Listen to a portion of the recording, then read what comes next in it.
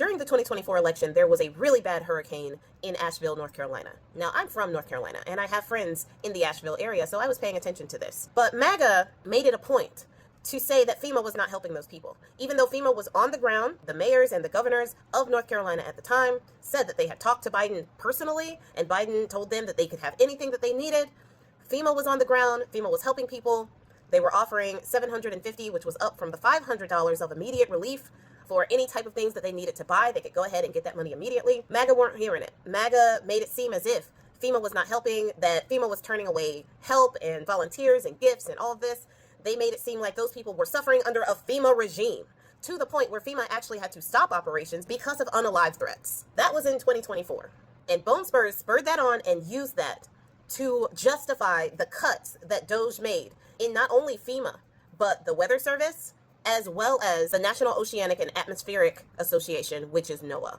In about March, DOGE started making those cuts. This started in workforce reductions, mass firings, mass layoffs, forced early retirements, and hiring freezes, caused about 500 or more people to be cut from the programs associated with NOAA and the National Weather Service. 500 to 600 people may not seem like a lot of people, but these programs only had a total of about 4,000 people total.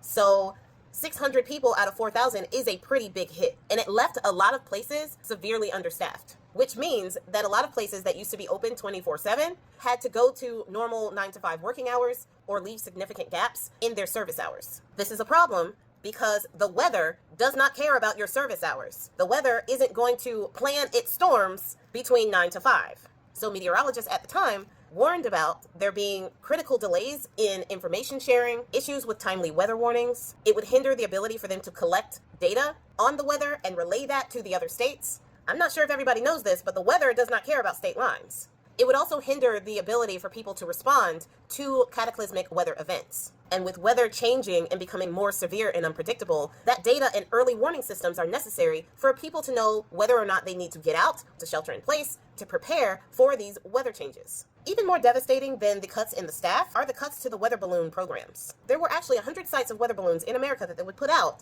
to collect data on weather changes, weather patterns, and everything to try to predict what was coming, how much the weather was going to affect the local area and the area surrounding, and what people should prepare for. 13 of those 100 sites were closed due to DOGE cuts. Sites in Michigan and Wisconsin in particular, they literally leave gaps in the weather data collections. And these are the reasons why in the Midwest, when we had the ice storms in March and then the tornadoes, the areas were way more unprepared to deal with those situations because they didn't even know that they were coming. The gaps in weather data collection produced a blind spot in the weather. So meteorologists, the few meteorologists that we actually have left under these cuts, could not accurately predict what the weather would be and how severe it would be because they didn't have all the data. And if weather centers are closing in the middle of the night and that's when the storm is, then the people who the storm is actually going to be affected by are not going to get that information until later. Likewise, if that storm passes through and is headed towards another state or another area, that area will not be notified by the meteorologists of the state before it because they will not be in the office. Now, this takes us to the disastrous floods in Texas. As of the time of filming, 66 people have been unalived, 38 adults and 21 children, with the most devastating damage being done to Camp Mystique, which there are about 11 children and 1 adult still missing from that camp. The Weather Service did not accurately predict how much rain would actually fall. They had originally reported that only about 8 inches would fall in that area.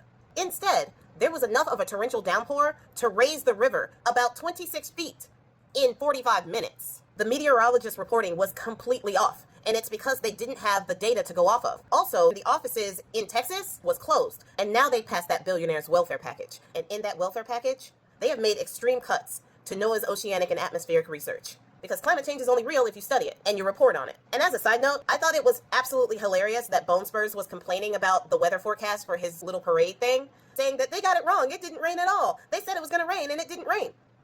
That's what happens when you don't have all the data. I love how he breaks stuff and then gets angry that it's broken. But back to the bill. In that bill, they are cutting NOAA's funding for quite a few things. I've already talked about the weather balloons, but they are also eliminating NOAA's weather laboratories, where they research tornadoes and storms. They are also closing the Mauna Loa Observatory. This is in Hawaii. This facility monitors greenhouse gas emissions. And there's also a laboratory in Miami that researches hurricanes. That one is closing as well. It's not like Miami gets any hurricanes or anything. Now, according to the bill and the cuts that are in it, 2,061 people will be cut from all facilities to do with NOAA. Now, the National Weather Service is a part of NOAA, and that is where the original 500 to 600 were cut. Now, in the entirety of NOAA, 2,061 people are expected to be cut. This is about 17% of the staff. This is a pretty devastating number, given that a lot of places were already understaffed. Now, Governor Hot Wheels over there in Texas declared an emergency for this disaster that happened. Of course he did. He's the governor. He is supposed to declare an emergency for situations like this so that he can get federal help to help him not only with search and rescue, which hundreds of people from different units are there with drones. They got professional rescue divers, helicopters, watercraft, and other deep water vehicles, high water vehicles. They have all the things. FEMA is also there, offering people that $750 if they need that. So if you are in that area and you are affected and you just happen upon this video, yes, you can still get FEMA help. But the thing is, Bone Spurs has already said that after this hurricane season of 2025, he is phasing out FEMA and putting it back to the states, and says that if the governors can't handle it, then they shouldn't be governors. So my question for Hot Wheels is, you don't want to do a test run? You didn't want to do a test run and handle it yourself? Because that's what you're going to have to do next year. Texas always ends up finding itself in some type of disaster every single year. If it's not ice freezing over, it's flooding. And every single time, you declare an emergency so that you can get those government funds. But Hot Wheels, you support FEMA no longer being a part of the equation. What are you going to do next year?